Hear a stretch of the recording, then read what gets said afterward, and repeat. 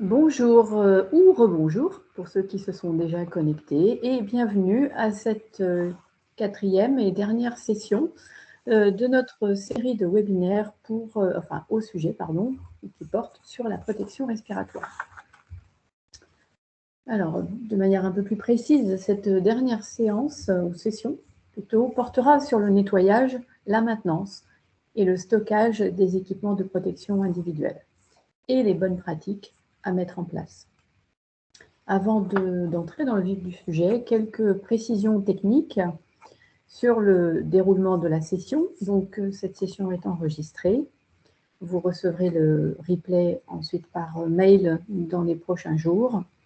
Vos micros et vos caméras sont désactivés, mais vous pouvez poser toutes vos questions via le chat et Marion y répondra à la fin de son exposé.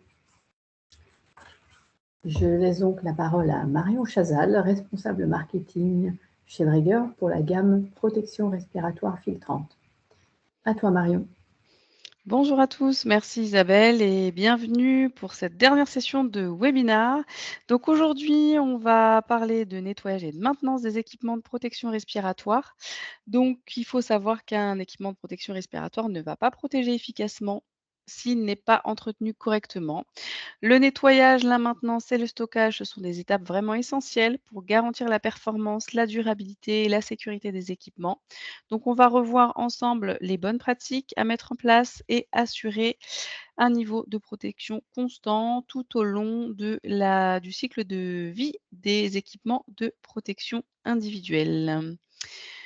Donc, je vous propose de parcourir ensemble le programme de cette session. Donc, on va commencer d'abord par comprendre d'où viennent réellement les contaminations, que ce soit des contaminations externes ou internes, parce que c'est ça qui va conditionner toute la suite. Après, on verra pourquoi le nettoyage, la maintenance et le stockage ne sont pas de simples obligations, mais vraiment des facteurs essentiels pour garantir la performance et la sécurité de vos équipements respiratoires. Dans un troisième temps, on passera en revue les bonnes pratiques de nettoyage, comment on procède, avec quels produits, quelles sont les erreurs à éviter. Et enfin, on terminera par la maintenance et le stockage, qui sont vraiment aussi deux piliers indispensables pour prolonger la durée de vie de vos équipements et assurer leur conformité au fil du temps. Donc l'objectif, c'est que vous repartiez avec une vision qui est claire, concrète et aussi directement applicable dans votre organisation. Donc, on va voir, pour bien entretenir les EPI, il faut d'abord savoir comment et où ils vont se contaminer. Donc, c'est ce qu'on va voir dans cette première partie. Et donc, pour comprendre pourquoi le nettoyage et la maintenance des EPI respiratoires sont si importants, on doit identifier les sources de contamination. Il va en exister deux. Donc, il y a deux grandes sources principales. La première, ça va être l'utilisateur lui-même. Donc, lorsqu'un équipement de protection respiratoire est porté, il va être exposé aux fluides corporels, donc que ce soit la sueur, la salive, la condensation, de la respiration, et parfois même des larmes, ou ça peut être du sang selon certains contextes. Donc ces fluides, ils peuvent transporter des virus, des bactéries, des champignons, et ça crée un risque d'infection respiratoire cutanée ou fongique. Donc c'est une contamination interne, invisible, mais qui est très fréquente. La deuxième source, c'est l'environnement de travail. Donc, les équipements peuvent être exposés à des suies, des poussières, des hydrocarbures, des substances corrosives, des aérosols, des gaz, et j'en passe, parce qu'il y a énormément de contaminants. Et selon l'activité, on peut aussi retrouver des dépôts qui sont liés aux interventions en zone à risque. Donc, ça peut être industriel, chimique, pharmaceutique, ou lié à des environnements poussiéreux ou pollués. Donc, si on résume tout ça, un équipement, il peut être contaminé de l'intérieur comme de l'extérieur. C'est pour ça qu'un nettoyage, une désinfection et un stockage approprié, c'est pas seulement des bonnes pratiques, mais c'est vraiment des étapes qui sont indispensables pour garantir la sécurité de l'utilisateur et la performance du matériel. Donc, après avoir vu d'où proviennent ces contaminations, qu'elles viennent de l'utilisateur ou de l'environnement, c'est important de comprendre comment les contaminants peuvent pénétrer l'organisme. Donc on pense souvent à l'inhalation, mais dans la réalité, l'équipement de protection respiratoire, ça peut vraiment devenir un vecteur de risque par 4 voies principales d'exposition. La première, ça va être la peau.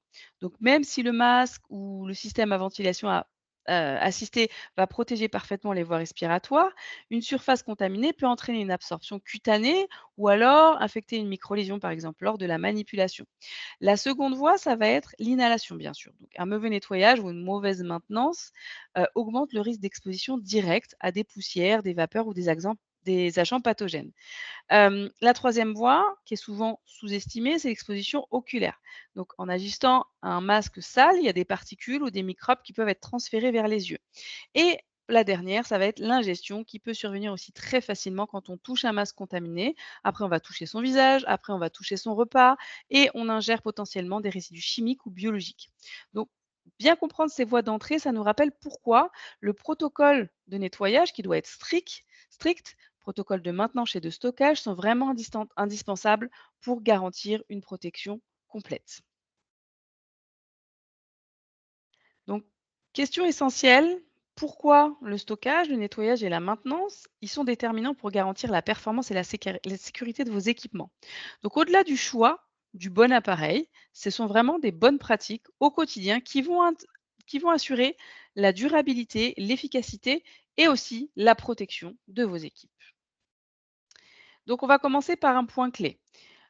Pourquoi le stockage, le nettoyage et la maintenance, c'est vraiment important? D'abord parce qu'un équipement sale ou mal entretenu, peut perdre une grande partie de sa capacité de protection. Ça expose directement vos équipes aux risques chimiques ou biologiques. Ensuite, il y a un aspect réglementaire. La vérification et la maintenance régulière, c'est pas seulement des bonnes pratiques, elles font aussi partie des obligations pour assurer la conformité et aussi éviter certaines sanctions. Et au-delà de la réglementation, un EPI bien entretenu, c'est aussi plus de durabilité, moins de panne, des utilisateurs qui sont aussi plus confiants avec leur matériel. Et enfin, on n'oublie pas l'hygiène. Un mauvais nettoyage, ça peut aussi entraîner des contaminations croisées, des irritations, même des maladies. Donc ça va bien au-delà que du simple sujet de nettoyage. Les EPI, respiratoires, ils jouent un rôle vraiment essentiel, donc dans la prévention des risques pour la santé des travailleurs et leur mise en place, c'est vraiment encadré par une réglementation. Donc le code du travail, il va imposer à l'employeur de fournir des EPI propres, en bon état et aussi régulièrement entretenus, mais aussi d'assurer la formation des utilisateurs et les vérifications périodiques. L'INRS va un peu plus loin en recommandant la mise en place d'un véritable programme de protection respiratoire avec des responsabilités clairement définies, des inspections régulières, une traçabilité complète. Donc à l'échelle européenne, le règlement UE 2016 425 garantit que les EPI qui sont mis sur le marché vont respectent les exigences de conformité qui sont strictes. Et enfin, toutes ces obligations vont s'accompagner d'attentes renforcées en matière de registre, de rapport et de disponibilité des consommables, notamment en cas d'audit. Donc un programme bien structuré, ça permet d'être conforme et de sécuriser durablement les bonnes pratiques sur le terrain. Passons maintenant à la troisième partie, le nettoyage des EPI respiratoires. Donc c'est un élément central du programme de protection respiratoire parce que un bon nettoyage, ça sert pas seulement à faire propre, hein, ça permet d'éliminer les dépôts, de limiter la prolifération bactérienne, d'éviter des irritations et d'assurer la longévité de l'équipement. Donc, voyons comment va se dérouler un cycle de nettoyage manuel des équipements de protection respiratoire. Donc, c'est un processus qui est plutôt simple, en 4 étapes, et qui permet d'assurer un nettoyage efficace et conforme des masques réutilisables. Donc la première étape, ça va consister à réaliser un pré-nettoyage. Donc on va éliminer les saletés visibles ou les dépôts avec une brosse douce et une solution adaptée. Ensuite, on procédera au rinçage à l'eau tiède pour retirer les résidus de produits. Après, étape essentielle, on va passer à l'étape essentielle de la désinfection, où le masque est immergé dans une solution désinfectante qui a la bonne concentration et pendant la durée recommandée par le fabricant. Et enfin, on termine par le séchage, donc soit dans une armoire de séchage, soit à température ambiante, en s'assurant que l'équipement soit complètement sec avant le stockage ou la réutilisation. Ce cycle simple, il va garantir un niveau d'hygiène constant et contribuer à maintenir la performance de votre équipement.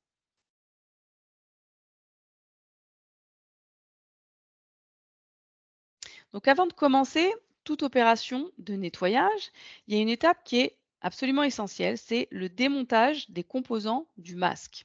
C'est une étape qu'on pourrait tenter de raccourcir, mais en fait, excusez-moi, je crois que voilà. Excusez-moi. Donc on pourrait vraiment être tenté de la raccourcir, mais elle joue quand même un rôle qui est déterminant dans l'efficacité globale du nettoyage. Pourquoi c'est si important? Parce que, quand le masque est nettoyé, d'un seul bloc, il y a certaines zones qui restent difficilement accessible. Donc le démontage, il va permettre justement de séparer les éléments et d'exposer chaque surface aux produits de nettoyage et de désinfection. Donc on évite d'avoir des zones qui ne seraient pas traitées, pas nettoyées et qui pourraient retenir des saletés, de l'humidité, des micro-organismes. Mais c'est pas tout. Le nettoyage, il permet aussi de protéger des pièces qui peuvent être plus sensibles. Par exemple, on va avoir peut-être des modules électroniques, des joints ou certaines membranes et en les nettoyant séparément et avec des méthodes adaptées, on va pouvoir aussi prolonger et les protéger et prolonger leur durée de vie. Donc, c'est une manière de préserver l'intégrité du matériel en évitant, par exemple, une pièce qui soit un peu plus fragile que les autres ne subisse un stress thermique ou un choc, une agression chimique qui soit inutile. Donc, en suivant les recommandations des instructions d'utilisation, on va retirer donc les filtres, les tuyaux, les systèmes de régulation, les unités de communication, les valves, les joints toriques, enfin tous les petits accessoires du masque, toutes les petites parties du masque. Donc chacun de ces éléments pourra ensuite être traité de la manière qui correspond le mieux à sa fonction. Donc ce démontage rigoureux, il garantit non seulement un bon niveau d'hygiène, mais aussi une meilleure longévité des équipements. On est toujours aussi dans le fait de protéger son équipement et le rendre plus durable. Et surtout, il assure que le masque pourra être remis en service en toute sécurité pour l'utilisateur suivant. Donc c'est vraiment la base d'un nettoyage qui est efficace et conforme. Une fois le matériel démonté, l'étape suivante va consister à sélectionner les bons agents de nettoyage. C'est aussi un point essentiel parce que l'efficacité du nettoyage dépend aussi directement du produit utilisé et surtout de la compatibilité avec l'équipement. Donc la première règle, c'est de choisir un agent de nettoyage en fonction du mode de traitement. Donc d'abord, on va choisir entre le nettoyage manuel ou le nettoyage en machine. Donc certains produits sont spécialement développés pour un nettoyage manuel. Il y a d'autres qui sont conçus pour être utilisés dans des laveurs, désinfecteurs, donc plus vulgairement des machines à laver. Ensuite, c'est important de rappeler que le nettoyage doit toujours précéder la désinfection. Si on désinfecte un équipement qui est encore sale, la solution désinfectante ne pourra pas agir correctement. Donc le nettoyage, ça permet de retirer les saletés, les graisses, les contaminants, et ça va aussi préparer la surface à recevoir une désinfection qui va être efficace. Donc on utilise uniquement des produits qui sont recommandés par le fabricant. Donc il faut vraiment faire très attention à ça. Que ce soit pour les solutions de nettoyage, les lingettes, il faut que ce soit validé dans les instructions d'utilisation. Ça va vraiment garantir l'efficacité du traitement, mais de la compatibilité chimique avec les matériaux du masque pour éviter toute usure qui puisse être prématurée. Et d'un point de vue réglementaire, le code du travail va imposer aux fournisseurs de produits dangereux ou de mélanges d'en fournir la fiche de données de sécurité. Donc on doit avoir la fiche de données de sécurité aussi de ces produits de nettoyage et de désinfection. Et au-delà de la fourniture de ça, l'employeur a l'obligation de rendre cette FDS accessible aux travailleurs. Et il faut aussi les former aux précautions d'emploi, aux mesures d'hygiène, etc. Donc, si on veut, pour résumer, choisir le bon agent de nettoyage, suivre les recommandations du fabricant et respecter les obligations réglementaires, ce sont vraiment les fondations d'un nettoyage qui va être sûr, efficace et conforme. Maintenant, pour bien comprendre comment optimiser le nettoyage et la maintenance des équipements de protection, c'est essentiel de connaître le cercle de Sinner. Donc ce modèle-là, il va mettre en évidence les quatre facteurs qui vont influer directement sur l'efficacité du nettoyage. Donc il y a quatre facteurs. On va retrouver la chimie, la température, le temps et l'action mécanique. La chimie, c'est vraiment le choix du bon produit nettoyant. Donc sa formulation, son pH, sa concentration. C'est lui qui permet de dégrader les contaminants et les agents pathogènes sans altérer le matériau du masque. La température, elle, va renforcer l'action du produit et accélérer le processus de nettoyage à condition de respecter les limites de température pour ne pas endommager les matériaux. Le temps aussi, le temps de contact, il est tout aussi important. Donc il faut laisser le produit agir suffisamment longtemps pour être efficace, sans jamais réduire la durée recommandée. Et ensuite, il y a tout ce qui est mécanique, c'est-à-dire l'action vraiment physique de nettoyage, donc le brossage manuel ou vraiment le nettoyage mécanique qui va permettre d'enlever les résidus qui peuvent être persistants, tout en évitant, bien évidemment, on va éviter les outils abrasifs. Donc, ce qu'il faut retenir, c'est que ces 4 facteurs sont interdépendants. Si l'un baisse, les autres doivent compenser pour garantir un nettoyage efficace et sûr. Donc, la maintenance des équipements de protection est essentielle pour garantir leur performance, leur durabilité et aussi la sécurité des utilisateurs. Donc, c'est, on l'a bien compris, un élément clé du programme de protection respiratoire. C'est un point central. euh, et que ce soit du côté de l'INRS, du programme de protection respiratoire ou du Code du travail. La maintenance, elle doit être organisée et structurée. Donc, elle va englober toutes les inspections à réaliser avant et après utilisation. La maintenance préventive qui est planifiée, le remplacement des pièces d'usure, les réparations, les tests de fonctionnement après intervention. Donc ça inclut aussi l'étalonnage des outils lorsqu'ils sont utilisés et une tenue rigoureuse des registres pour assurer aussi une traçabilité complète. Donc le cadre réglementaire, il va aussi imposer des vérifications périodiques dont la fréquence est déterminée en fonction des risques et des instructions du fabricant. Donc la liste des personnes compétentes et des documents associés doivent être accessibles pour l'inspection du travail. Un autre aspect essentiel, ça va concerner les consommables. Donc il est aussi indispensable de disposer d'un stock suffisant de filtres qu'on doit changer régulièrement, de valves, de sangles, de joints, de visières. Et il faut surtout utiliser que des pièces qui sont approuvées par le fabricant pour garantir la performance certifiée des équipements. Et dernier point, pour les systèmes à adduction d'air, la qualité de l'air respirable, elle doit être contrôlée régulièrement. On va devoir notamment vérifier la teneur en oxygène, les niveaux de CO2, de CO, la présence éventuelle d'huile ou encore l'absence d'odeur suspecte. Donc tous ces contrôles, ils doivent être documentés pour assurer la conformité. Donc au final, une maintenance bien menée, ça va garantir non seulement la fiabilité et la sécurité des équipements, mais aussi leur durabilité et aussi leur pleine conformité réglementaire. Donc après le nettoyage et la maintenance, il y a un autre élément qui est essentiel pour garantir la performance, ça et aussi la durabilité des équipements, c'est leur stockage. Donc un bon stockage, ça va permettre de préserver l'intégrité des matériaux, d'éviter toute recontamination et de garantir que l'équipement reste vraiment prêt à l'emploi avant chaque utilisation. Donc le stockage, c'est le dernier facteur clé pour garantir la longévité et la performance des équipements de protection respiratoire. Un stockage qui est inadapté, il peut s ça peut sembler anodin, mais en réalité, ça peut dégrader les matériaux, déformer des sangles, endommager des visières, ou alors, exposer des équipements à la chaleur, donc et aux UV. Donc ça peut non seulement réduire l'efficacité de l'EPI, mais ça peut aussi compromettre sa conformité réglementaire. Donc le stockage, il va jouer également un rôle, essentiel dans la prévention des contaminations. C'est indispensable de séparer strictement des équipements propres, des équipements utilisés. On ne range jamais un masque nettoyé dans une zone qui est considérée comme sale. Donc il y a aussi une autre chose qui est importante, c'est le système d'étiquetage. Il faut aussi le considérer comme une bonne pratique. Chaque équipement doit être stocké individuellement, dans un sac, dans une boîte identifiée, avec le nom d'utilisateur, éventuellement la date du dernier nettoyage, la date du prochain contrôle. Ça va permettre d'avoir une traçabilité claire et éviter toute confusion. Et dans le cadre réglementaire, que ce soit l'INRS, le programme de protection respiratoire, le Code du travail, tout ça, tous exigent que tous les contrôles, les opérations de maintenance, les inspections, etc., soient documentés. Donc les registres, ils doivent être tenus à jour, ils doivent être facilement accessibles en cas d'audit ou en cas de contrôle interne.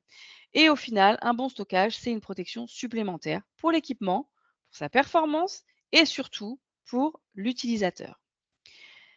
On va voir maintenant les points clés, donc dernière partie de cette session, les points clés à retenir. Donc l'objectif, c'est de synthétiser les éléments essentiels que nous avons vus ensemble et que vous repartiez avec une vision claire des bonnes pratiques pour garantir un nettoyage, une maintenance, un stockage efficace. Donc les messages principaux à garder en tête, c'est d'abord le stockage des EPI.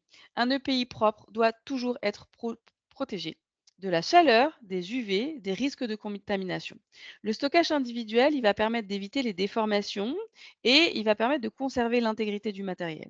Ensuite, on a le nettoyage. Il doit respecter scrupuleusement les indications du fabricant. Que ce soit au niveau de la température, du temps de contact, du choix des produits, on nettoie d'abord, on désinfecte selon le niveau de risque et on sèche complètement. Donc, le bon équilibre entre hem, mécanique, chimie, temps et température, c'est clé pour obtenir un résultat constant et sécurisé. Et enfin, la maintenance et la traçabilité. Donc, chaque EPI réutilisable doit être vérifié avant utilisation, contrôlé à intervalles réguliers et associé à des registres d'entretien et de tests conformes aux recommandations de l'INRS. Donc, ces 3 piliers-là, donc stocker, nettoyer, maintenir, ça va garantir une protection optimale pour l'utilisateur, et une conformité durable pour l'entreprise. Je vous remercie pour votre attention et je vais prendre, les questions, s'il y en a dans le chat. Vous avez à l'écran mes coordonnées. Si vous avez des cas particuliers, des demandes particulières, je vous invite à m'envoyer un email et je le traiterai ou je le ferai traiter par le commercial secteur. Mais en tout cas, quoi qu'il en soit, on est là pour vous aider dans votre programme de protection et pour vous apporter toutes les réponses dont vous avez besoin. Donc, je vais regarder les questions qu'il y aurait dans le chat. Alors, quels produits de nettoyage recommandez-vous? Idem pour les produits de désinfection. Donc ce sont plutôt je vais vous donner plutôt des conseils généraux effectivement comme c'est demandé. Donc il faut vraiment se référer à, l'IFU, donc les instructions d'utilisation des fabricants qui vont normalement vous donner les noms des produits à utiliser, les composants chimiques à utiliser. Donc là vraiment se référer et chaque typologie de matériel va avoir un nettoyant associé ou un désinfectant associé. Donc il faut vraiment lire la notice pour pouvoir voir quels sont les désinfectants, ou produits de nettoyage qu'on peut utiliser. Alors, est-ce qu'un bac à ultrasons permet de nettoyer tous les sous-ensembles d'un masque type aéri?